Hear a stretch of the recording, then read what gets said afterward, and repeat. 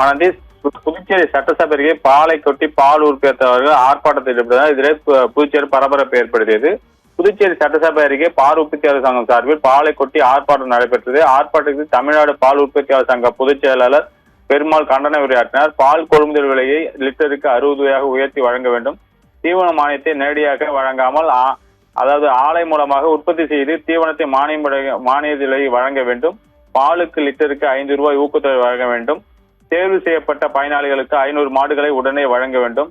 ஆண்டுதோறும் விலைவாசிக்கு ஏற்ப விலையை திருத்தம் செய்ய வேண்டும் என்ற கோரிக்கைகளை வலியுறுத்தி இந்த ஆர்ப்பாட்டம் நடைபெற்றது. ஆர்ப்பாட்டத்தில் ஈடுபட்டவர் தாங்கள் கொண்டு வந்திருந்த கேன்களை வைத்திருந்த பாலை கொட்டி ஆர்ப்பாட்டத்தில் ஈடுபட்டனர்.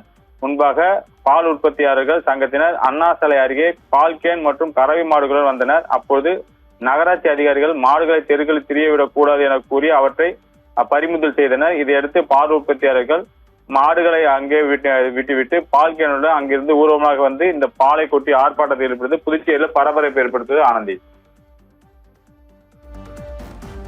புதுச்சேரி சட்டமன்றம் அருகே பால் உற்பத்தியாளர்கள் சங்கத்தினர் பாலை கொட்டி ஆர்ப்பாட்டத்தில் ஈடுபட்டதால் பரபரப்பு ஏற்பட்டுள்ளது. இதுகுறித்த கூடுதல் விவரங்களை எமது செய்தியாளர் ஜெயக்குமார் வழங்க கேட்டோம்.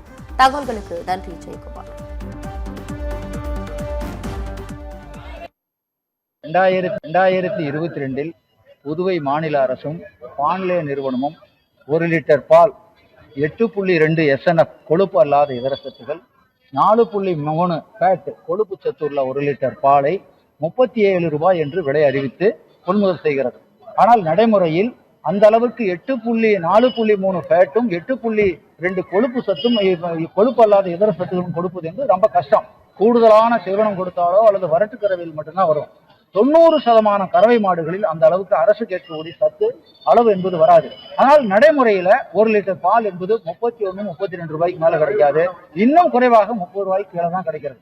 ஆகவே அரசு ஒருபுறம் 37 ரூபாய் என்று அறிவித்தாலும் கூட நடைமுறையில் 31-32 தான் கிடைக்கிறது என்பது சொல்ல வருகிறோம்.